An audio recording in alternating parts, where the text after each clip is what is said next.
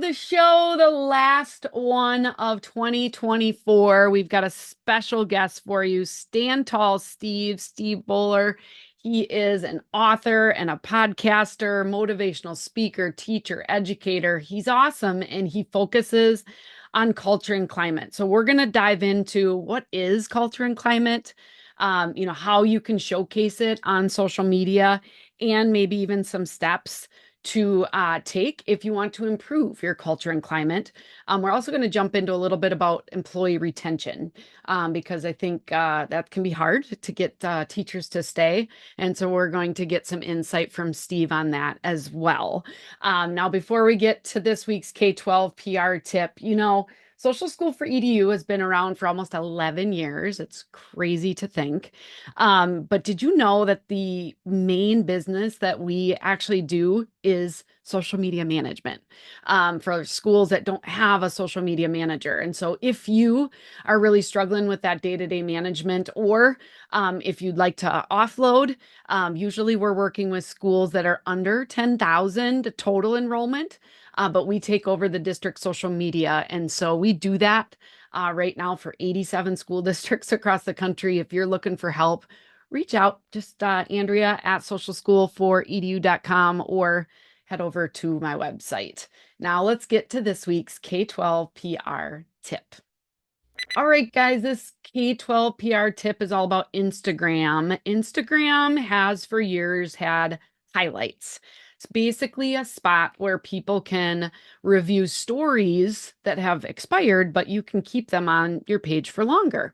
And I am just letting you know that Instagram is going to be changing where those highlights show up on your page. They are actually adding another tab to your page. And instead of showing up right underneath your bio before all of your grid posts, they're actually going to be on their own tab. Now, I haven't seen this roll out yet on our pages, but it's coming. And so I just wanted to let you know.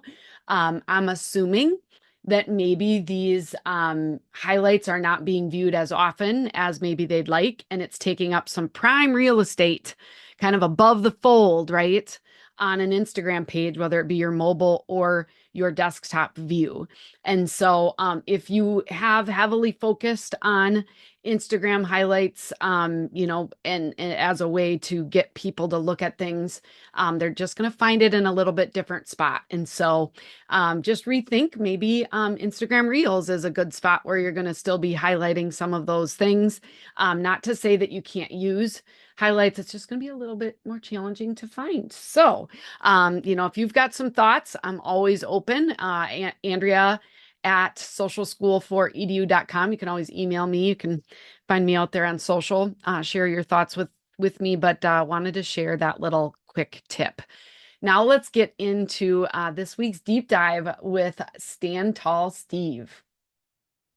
All right, I am so excited to welcome today's guest. We have Stand Tall Steve. Steve Bollar is in the house. Good morning, Steve. Good morning. How are you? This is so exciting. Can't wait to get going with this with you. Yeah, and this is kind of our kickoff to the 2025, year. Bring it in. Yeah. Yeah, it's gone fast already. It's hard to believe that it's here, but why don't you share your background and your current work as a speaker and trainer and author and all the things? Yeah, sounds good. Well, my name is Steve Bollar, also known as Stand Tall Steve. And the whole reason why the Stand Tall Steve thing is I'm a tall guy. I'm quite tall, 6'7", 6'7" black man, bald head. I am not a basketball player. But as far as my background is concerned, I am a former art teacher, became assistant principal, but the bulk of my career was at the principal level, and then also assistant superintendent and superintendent in K-12 education. Now, during my time, specifically as a school administrator, as a principal, I really got into the art of public speaking. I'm one of those people that I love being in front of people. My father was a minister, and so when you're a preacher's kid, you get in front of people and you talk. So that was never a problem for me. And so one of the things that was great about my schools specifically was the culture and climate in the schools. They were really, really great culture and climate environments that led to great outcomes. So that's what I started speaking on. I was speaking on culture and climate And so now, based out of New Jersey, I speak all over the world, specifically on culture and climate, leadership development, idea development. I want schools to have environments where students can learn well and teachers can really do what they want to do, which is teach. I want administrators to be able to lead great schools that have those great culture and climates, and then develop some ideas that actually work. I'm pretty good at developing great ideas. So that's me. That's who I am. Yeah, and I got to meet you this past summer in Florida. You were Florida. speaking.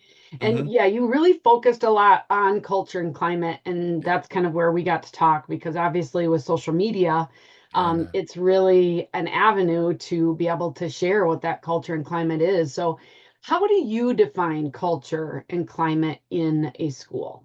Yeah, that's one of the top questions out there. And here's the thing, it's one of the top questions out there, and a lot of people don't even know to ask it. They just start saying, oh, the culture and climate's this or whatever. But we really have to break down what culture is, what climate is, and how they work together.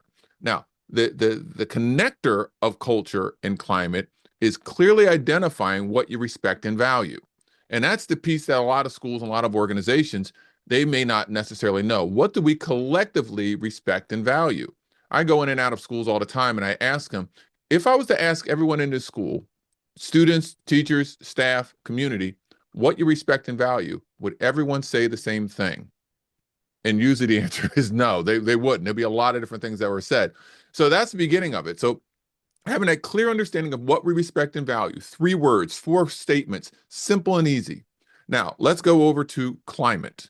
Climate is the emotional state people feel when they enter a space. So when you go into a space, into a school, into a classroom, we're humans. We have emotional connections. So we go in there and we feel certain ways based off of the environment in that space. That's what climate really is. Now, if we go over to culture, culture is really just a fancy word for traditions. That's what culture really is. Culture is the culmination of activities, culminations of behaviors, culmination of traditional things that happen over time. And there's your behavioral culture and your operational culture. You know, those are the micro cultures. You what you do traditionally with your operations and you traditionally do with your behaviors. So we have all the parts, right? So we let's say that we have what you respect and value in the middle.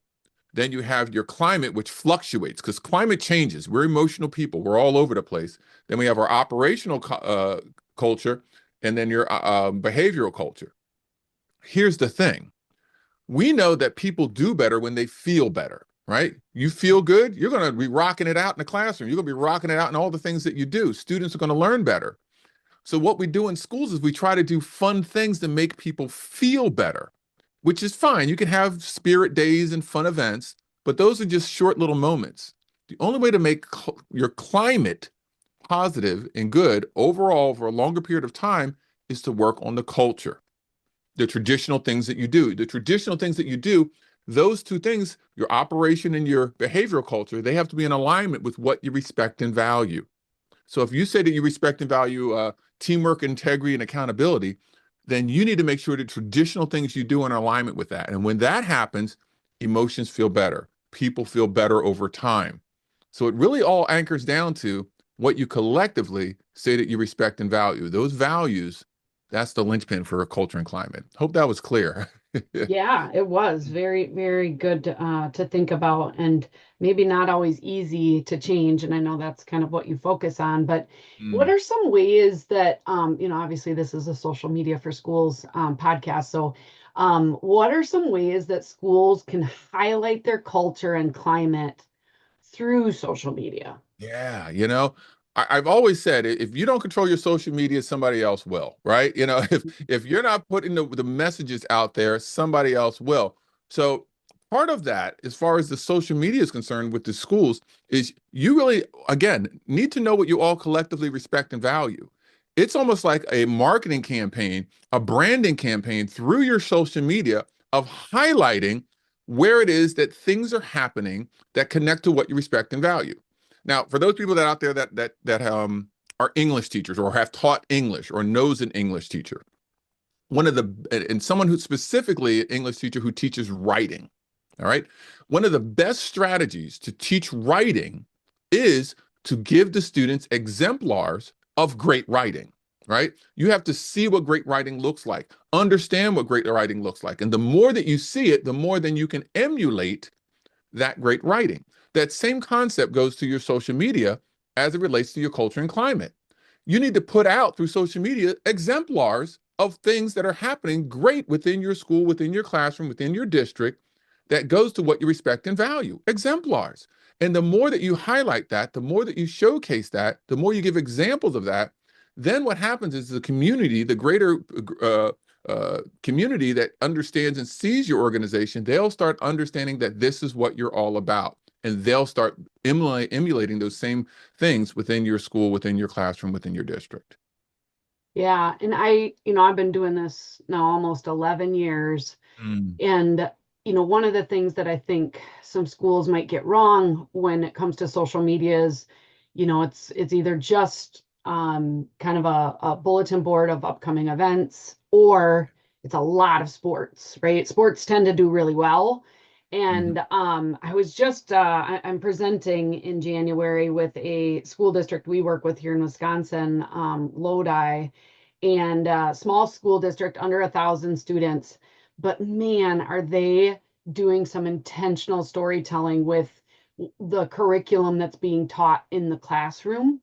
I mean, every day there's a different classroom highlighted, and it really is tying back to what the students are learning. And so I know, one of the things that they respect and value, is this focus on education with these students. And more so than I've really seen, I think, with any of our schools, or other schools that are out there. And so, I think being a principal, you obviously understood making sure that you get those stories out there. So schools can intentionally Yeah. set kind of those Mhm. stories that they're looking for. Yeah, Don't you agree? absolutely. Yo, 100%. The key word that you're saying here is intentional, right? Being purposeful. And one of the things that I say all the time, especially as it relates to your culture, is repetition is is your friend, right? Repetition, doing it again and again and again and again. And then when you're done with that, you do it again and again and again and again. And when you're done with that, you do it again and again. So once you know what it is that you respect and value, then what you do is you sit down. Let's say you have a social media team or a branding team or a marketing team or a messaging team or a community team, and you say, okay, we're all about, what did I say before? Teamwork, integrity, and accountability. All right. Let's say those are your three things. What things are happening that deals with teamwork? What things are happening dealing with accountability? What things are happening dealing with integrity? Where are they? Okay, we're going to put stuff out about that. We're going to purposely do that. That goes to a lot with the other part of what I talk about, which is idea development. I think a lot of the ideas that we have in school are good ideas. We just aren't purposeful in making sure that we have the follow through necessary to make them happen. That includes your social media campaign. That includes the messaging that you're putting out. It includes, as you said, the stories that are happening within the school that make the fabric of who the district really is. So I agree 100% of what you're saying there. Yeah. If Mhm. if someone's listening right now and they know that they need to improve their culture and climate, Mhm. Mhm. what are some simple steps that they can take? Well, one of the best things that you can do, all right, is improving your climate and culture. Now, here, I'm going to bring it from three different directions. Okay. I'm Okay. going to talk about it from the classroom level. I'm going to build it from the building, school level, and I'm going to talk about the district level, because those are the three main areas that we're talking about. So let's talk about it from the classroom level to improve the climate and culture. Because a lot of times at the classroom level, when we say improve climate and culture, you're talking about classroom management. Mm-mm. Classroom management are the strategies that you do to keep the kids in line.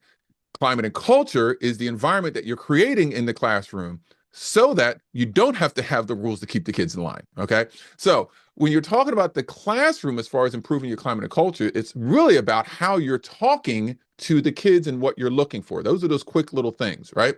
What you need to do is you think about how you're speaking to the kids, the tonality, and what are you looking for? Are you looking for when the kids are not behaving properly? Or are you looking for when they're doing what it is you respect and value? When you're looking for what it is they respect and value, then you can start highlighting what it is that's going on. And it goes back to what I said before: repeat, repeat, repeat, show exemplars of what it is that you want to see. Now, it doesn't mean you're not going to handle discipline, still talk to the kids, do your thing. But if you're speaking more about what it is that they're doing as opposed to not doing, That's a big piece. Now, let's go to the building level, school-wide level. At the school-wide level, what needs to happen is you need to find collectively from all the staff what you respect and value. Do a survey, have a faculty meeting where you break down the words and figure out what it is, and keep the same messaging constantly.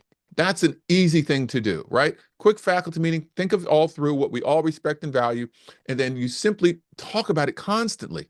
Talk about during morning announcements, talk about it each in the classrooms. I had this one school I was working with, and they picked four words that they say they respect and value. So usually there's what, 4 weeks in a month. Week 1, they talked about this one. Week 2, they talked about the next one. Week 3, then week 4. Then the next month, they did it over again. Again, that repetition, using common language throughout the building. Let's talk about district. District wide, a lot of times districts have what? They have vision statements, mission statements, value statements, which nobody remembers.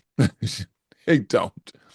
But you can take a good vision, mission, or value statement, find the keywords that shows what you all respect and value, and then through social media, through your emails, through your social media, constantly highlight spots throughout the district, similar to what you were saying, that are doing those things at a district level. Showcase them at the board meeting, showcase them in the newsletters, showcase them when they go into the schools. The superintendent, get out of your office, right? Go down to the schools where you know and you heard from Mrs. Johnson is doing what it is we respect and value. Go in there, shake her hand, and say, "Hey, way to go! I heard that you're doing what we respect and value here. We appreciate you." Now, those are things that you can do at each different level: classroom, building, district level. To really, they're simple and easy things to do. You can do them tomorrow, right? As soon as we get back from the new year, kick it in, do it. Simple, easy things to do to help improve your culture and climate. Yeah, and a lot of my listeners, I mean, some of them are school leaders, some of them are classroom teachers. I mean, it's Mhm. a variety that are responsible for social media. Right. But I guess what I heard out of that too is just, really tying into your vision and mission. And if you maybe have that strategic plan, Mhm. trying to just intentionally dive into some of those words Mhm. and highlight stories that Mhm. are associated with that. And in some cases, just that alone could start to help improve some of the culture and climate that's there. Um, you obviously are very comfortable speaking in front of people, and I think video has been a unique way for schools to be able to kind of convey what's happening in their schools. So can you share a little bit like of what maybe some folks can focus on in regards to social media when it comes to wanting to really get that authentic story out there? Any success stories that you've seen or examples that you could share with that? Yeah, absolutely. I think sometimes a lot of schools or anyone dealing with social, you're overthinking and overproducing some of the stuff that you put out there as far as your videos are concerned. Some of the moments right then that matter videos are the best ones. Hold the phone up, showcase, hey, this great thing just happened.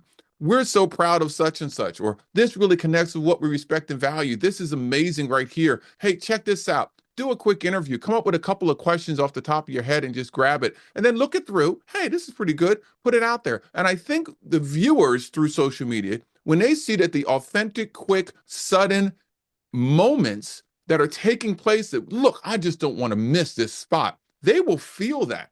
Even if you don't even say that in the video, like you just get up there and start talking, or if you want to be purposeful, hey, this just happened and I don't want to miss this, and then showcase that, that's going to resonate with a lot of people because then what's going to happen is they're going to look around and try to find more opportunities for that to happen. It was absolutely, I had a situation. Here was something that was really cool. Oh man, it must have been like 6 years ago, maybe 7 years ago. I just recently left being a superintendent. I started speaking full time, but it wasn't kicking off super fast. So I did a lot of substitute work. All right.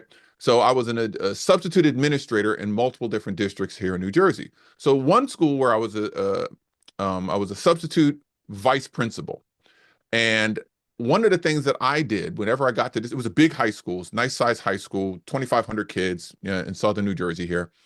Every morning I would walk around with a sign, one of those little marker board signs that you write on, and it said good morning. And it had some little goofy word on it. And I did that because I wanted kids to say good morning to me, and they weren't doing it. So I'm walking around with a sign that says, "Good morning, have a great day. Good morning, heads up, Buttercup. Good morning," all these different things. So it started to catch on. I had some other teachers who said, "Hey, can I do that?" Yeah, go for it, do it. So we had maybe between 6 to 12 teachers on random days in hallways holding signs. I'd walk around every morning with these signs and everything. And the kids started like, "Whoa, this is kind of cool. It's kind of neat." So one morning I'm walking around. I guess it's about a month in from me being there. I was there for 3 months, and I saw these group of boys running around with their phones, like videoing teachers and stuff like that. And I saw it one day and I'm like, all right, let's see what's going on. Nobody's complaining. But then I saw it another day and I saw it the third day. And the third day, I was like, all right, come here, come here. What's going on? What's going on? What are you doing with these videos? Why are you guys running around? He says, well, every morning we run around, we try to find as many teachers who have these signs and we do videos with them and we post them on social media. We're getting great followings with it. I'm like, really? He says, yeah. I said, well, get me. So again, quick, authentic, good stuff is happening and it builds, it starts to grow. And he's like, they were starting to get some traction with this. And they were like, people love to see educators doing well, connecting to respect and value. So again, talking about stories, there's a story that kind of relates directly to what it is that we're talking about. Yeah, I love that. Yeah. And I think, when you think about culture and climate and the connection with social media, you can't fake it. Like you Mhm. can't force to have a positive culture or positive climate with just forcing social media. I think it's going to ring true. And so, the big thing is just, you said it so many times, is just being authentic, and Yeah. people relate to authenticity. You have a lot of people listening that are perfectionists, and every Mhm. post isn't going to be perfect and every picture isn't going to be the most ideal.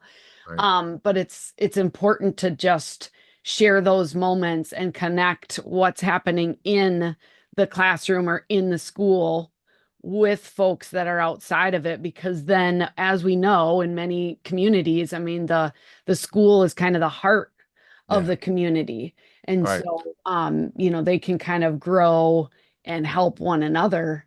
Would you Absolutely. agree with that?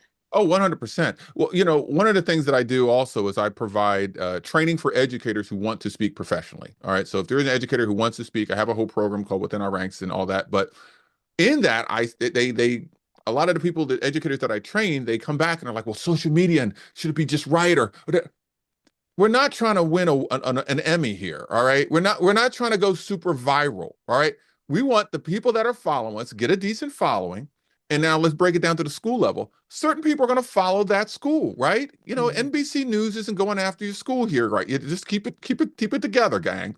So that whole concept of perfectionism and being just right and all those things, please calm down, right? Be authentic, as you said, as I've been saying. Be authentic, be real, be consistent.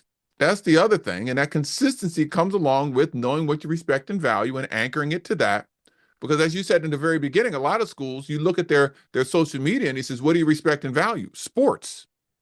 Because that's what they're pushing out all the time. And I get it. Sports brings people together. People love sports. It's entertaining. But last I checked, school isn't about entertaining us in sports. It's about instructing and educating students, right? Right. So that's how that happens. It's just being authentic, being real, allowing it to happen, as well as there needs to be some policing of it. I mean, some people can put some crazy stuff out there, of course, have some guidelines, but Right. being authentic to what you respect and value and putting that good stuff out there. That's it. Yeah. I'm going to shift gears just a little bit, because you are really passionate about keeping educators in the profession. Yeah. It's 2024, almost 2025, and it can be challenging. So, what are some ways maybe our school communicators can help, or some of the things that you've been working on with schools as far as just trying to keep educators engaged and passionate about what they do in the classroom? Yeah, that's a big piece. It really, I do a lot of work at the leadership level with that Hmm. because truly it comes down to how the teachers feel, what they perceive, and what they're doing. If they feel that they're being supported and understood, they perceived that they care, and the work that they're doing isn't unrealistic, well, then they're going to stay. Plain and simple. Um, Teaching's not the hard part. Teaching is not the hard part. It's everything else that makes it difficult. That's the thing that's hard. Teaching, I mean, they went into it because they love the profession. It is challenging, but there's more to it than that. So part of that is, and I really work hard with school leaders, and that's why I say I do culture, climate, leadership development, and idea development. That leadership development is teaching leaders how to run a school that has a great environment in it. Teaching leaders how to not work harder, but work smarter. And that happens by empowering your staff. A lot of educators and leaders, rather, they go in and they do teacher observations, right? When they go in and do teacher observations, a lot of times when they do the observations, they say to the teachers, you're controlling the classroom too much. You need to have more student voice. You need to allow the students to get into groups. You got to let go of some control so that the students can get the best learning. Because it's hard sometimes for teacher to let go of that control so the students can kind of run the class and you're kind of guiding it. Well, the same thing is for you as a leader. You need to ease off. You need to empower your teachers. You need to allow them the opportunities to do that. So I have a lot of strategies, ways, and such so that that can happen. Now, if the culture and climate is better, the teachers are empowered, are they going to want to leave? No. The probability of them leaving reduces significantly. There's reports after reports after report. Type it into ChatGPT, type it into Google, type it into wherever you want. Number one reason why teachers are leaving, it is not money. It is not. It is they feel they need to be respected, they need to be empowered, and they need to allow them to grow in that. If that's the case, then leaders, that's where that needs to happen, right? That's my Yeah. thoughts. Yeah, and then I think for school communicators, really thinking about how do we recognize Mhm. some of those staff members and different positions on, we can do a little bit with social media and beyond. Oh, yeah. I know that, Mhm. in many cases, some of the best posts we share are staff recognition posts. So whether it's a really cool Mhm. project that they are working on, or whether it's just a simple shout out and getting some reactions then from the community and support. Mhm. It's not necessarily like you said, just the money. It's other things too. And so if we can give some of that support to them through the efforts that we do with our storytelling, I think that can make a difference. It can make a huge difference. It's interesting. I have a new book that's going to be coming out soon. Hopefully in 2025. I'll say what the name of it is. I'll officially drop the name. Yeah. It's called Just Do This. An Okay. educator's guide to improving culture and climate in the classroom, school, and district. So it's about to go to edit, and I realized I needed to add a chapter about hiring for culture and climate. All right. How do you hire people in for culture and climate that are going to stay? And part of that process is your online presence. If you want to get the best teachers coming to your school, as much as schools are going to go online and social media to check out what they're about, they're going to come and check out what you're about. And if you're showcasing all the great things and you're showcasing that teachers are being taken care of, teachers are being recognized, teachers and staff are being appreciated, they're being empowered, is that going to increase the probability you're going to get some of the better teachers? Yeah, and I have no problem stealing a great teacher from another district. I got no problem in that. All right, it's the Wild West out there, y'all. So I will gladly snatch some of your greatest ones because my social media within my school district, in my classroom, in my school building is showcasing what it is you respect and value on a regular basis. Yeah. So yeah, right there, bring Yeah. them in. And Mhm. I've seen that happen. There's been Yeah, people that are like, hey, we got this great staff member because of what we're doing on social media. So, that's it. That's it. as we kind of wrap up, Steve, what would you Mhm. say? You've given already a lot of social media kind of tips, but what Mhm. what would be your best social media tip, do you think? The best social media tip, it wraps around Roy Disney's quote, which is when your values are clear to you, decisions become easier. When values are clear to you, your decisions become easier. So when you're deciding to post, you're deciding to do your social media, if you have those anchored to your values, know what those values are from a classroom, from a building, from a district, wherever level that you're at, you're showcasing it. The decisions of what to post become so much easier.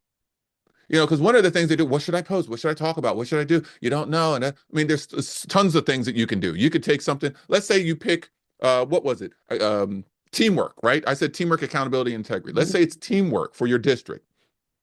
Well, then you can very easily decide what you're going to do. Let's showcase teamwork. Let's do a poll about teamwork. Let's do a survey about teamwork. Let's highlight a teacher about teamwork. Let's give a study about teamwork. Let's go back in the crates and back in the time and find a great time that we all showcase teamwork. So there's 5 posts right there about teamwork, about that relevant that relate to a different uh, uh, area, right? And then you Yep. go to accountability. Okay, let's do a poll about accountability. Let's do a highlight about accountability. Let's bring a teacher about accountability. Let's do an interview of a kid that's about accountability. Let's talk to the superintendent about accountability. Let's do so again, those decisions that you make to push out for your social media and you're trying to figure out what to say and what to do, go back to those values. It'll make those decisions a lot easier.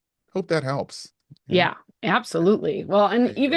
even, some of those keywords, like you said, you put them right by your computer, right? And it ends up being part of your language.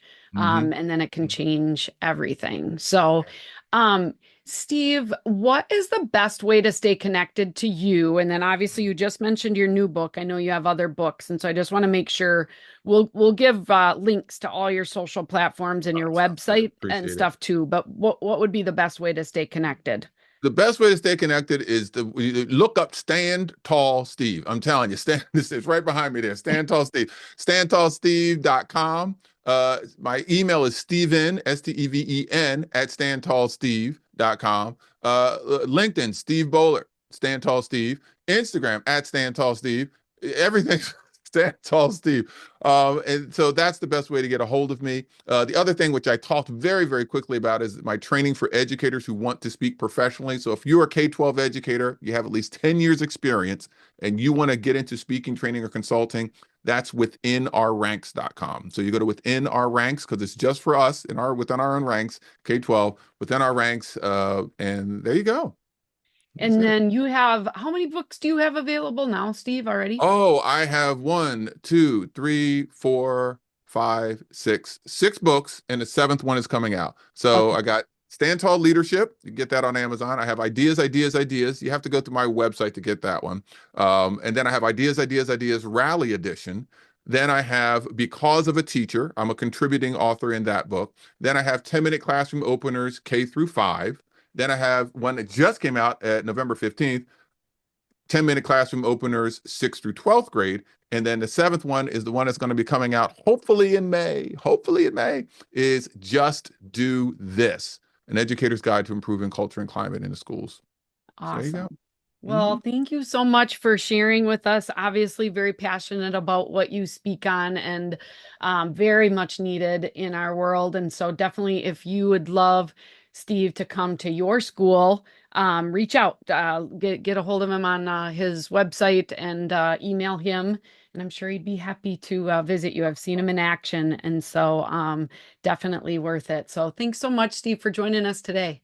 Hey, thank you, Andrea. This was so much fun. I love that, you're focusing in on that social media piece, and it just takes that culture and climate and fits in there real nicely. So thanks so much for having me. Yes, absolutely. And thank you guys all for listening. We'll see you in the new year, 2025, just around the corner. Bye bye.